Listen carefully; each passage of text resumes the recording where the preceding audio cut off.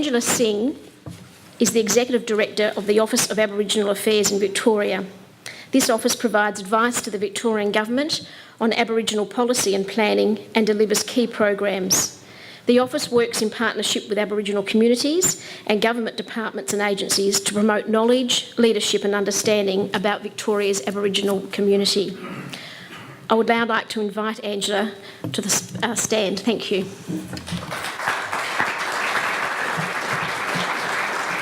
As I'm starting, I'd like to acknowledge that we're meeting on the land of the Kulin Nations and pay my respects to elders past and present, and I say that as a Yorta Yorta Wemba Wemba woman.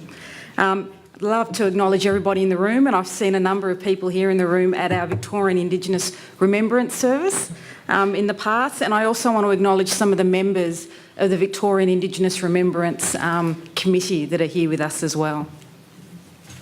It's probably fair to say that not a lot is known about the service of Aboriginal men and women in the defence of Australia, and that includes service in World War I.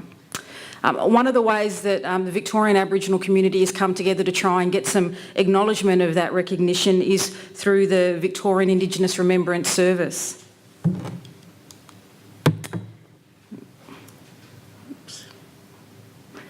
And the service is an annual event that takes place on the 31st of May every year at the Shrine of Remembrance. And it's come about because of the efforts of one of our elders, Auntie Dot Peters, who approached her local RSL club in Hillsville and wanted the service of her father remembered on Anzac Day. And Brianna, her father, Auntie Dot's father, died on the Burma Railway. So when we talk about connections, straight away, the chair of our Victorian Indigenous Remembrance Service has a connection with Brianna's family, and that's something, you know, we'd really love to explore.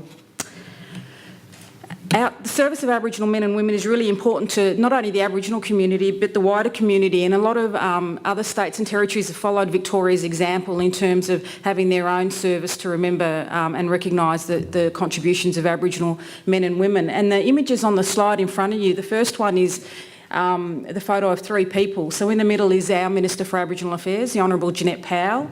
Next to her is Auntie Dot Peters, who started the Remembrance Service, and on the other side is Sam Hallam, who was a member of the Hillsville RSL that supported Auntie Dot in trying to realise her vision for a Victorian Indigenous Remembrance Service. And one of the things that we're extremely proud of that has been a Shrine of Remembrance initiative is the exhibition Indigenous Australians at War, from the Boer War to the present. And the exhibition has just finished a tour of Victoria. It's visited 16 communities and over 37,000 people have visited that exhibition. So it just shows the level of interest in the wider community around the contributions of Aboriginal servicemen and women to the defence of Australia. So I think what we've seen is over time, gradually, Aboriginal people, with the support of non-Aboriginal people, are researching more and more about the contributions to the war effort, and we're sharing those contributions more and more every day. We are very excited about the possibilities that the centenary of Anzac brings. We recently had the honour of Ted Baillieu speaking with our Victorian Indigenous Remembrance Committee a couple of weeks ago, and Ted was timetabled for half an hour. The discussion went for over an hour. Such was the passion and the enthusiasm in the room, particularly of our Aboriginal men and women in the room, to look at how we can really fully exploit some of the opportunities that the centenary of Anzac brings. And I think it's important that local communities need to realise the distinct possibility that Aboriginal people did serve alongside other men and women in the centenary of Anzac. And often we hear comments such as, no Aboriginal people from our community fought in World War I. And I think we would respectfully pose the question, well, how do you know? And so we would really encourage local communities working together with Aboriginal people to research the possibility of Aboriginal men and women from that community fighting in World War I. And we've been working with Veteran Affairs to ensure that the Indigenous section of the Centenary of the Anzac website has some links and some starting points for people to undertake that research. I think at this stage, I want to pause and share with you the story of the Lovett brothers. So the Lovett brothers is a story that's very well known to the Aboriginal community, but maybe not quite so well known to the wider community. And it's the story of 5 brothers from the Western districts of Victoria around Portland and Hayward that all enlisted in World War I and against all the odds came back. 4 of the brothers then re-enlisted in World War II. And their contributions is one of, it's a similar story to non-Aboriginal men and women, the sacrifices they made in the defence of their country, and they were absolutely proud of the contributions they made in defending their country. What's interesting about the Lovett brothers is that many more of the family enrolled and served for their country. So in total, 21 members of the Lovett family have served for Australia, and all of them have come back safely. Now, this story isn't well known, again, to the wider community, but we in the Aboriginal community know it intimately. And it's examples like this that this isn't only part of Aboriginal history, this is part of your broader shared history, and it's something that we really want to ensure that people understand. And the contributions of the Lovett brothers have been recognised. The building in Canberra that houses the Department of Veteran Affairs has been renamed Lovett Tower in honour of their contributions.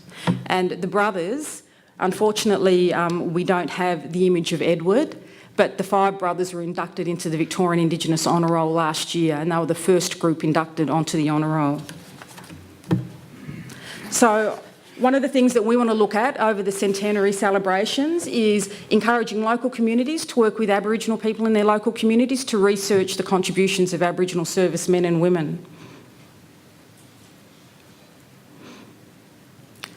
I just want to leave you with some images from the 2013 Victorian Indigenous Remembrance Service. So at the podium we have Darren Moffat, who served in the Army for over 20 years, and that included a tour of East Timor, and he also designed the Aboriginal motive for the Royal Australian Navy Band. In the corner, the top corner, the didgeridoo player has actually been playing the didgeridoo at a number of years for the Remembrance service, but only last year he actually researched into his own history and found a connection and realised that he had his own family members serve in the defence of Australia, and he shared that story at the service last year with such excitement, passion and enthusiasm, and a number of the people that were there came up and congratulated him later, and straight away he found his connection with other servicemen and women. And down at the bottom corner is a picture of Aboriginal students from Warrawa Girls College. It's Victoria's only Aboriginal girls' school. And earlier today, the Minister spoke about the baton of remembrance is passed on to future generations. And what we found at the Indigenous Remembrance Service is increasingly a large number of school groups are attending. And that's one way of ensuring that future generations are aware of the contributions of Aboriginal servicemen and women to the defence of Australia, and that we can ensure that their stories are never lost and they continue to live on. So thank you for the opportunity to speak today. We in the Aboriginal community, along with the Victorian Indigenous Remembrance Committee, are very excited about the possibilities that the centenary of Anzac brings. And in particular, we look forward to showcasing our shared history of the contributions of Aboriginal servicemen and women in World War I. Thank you.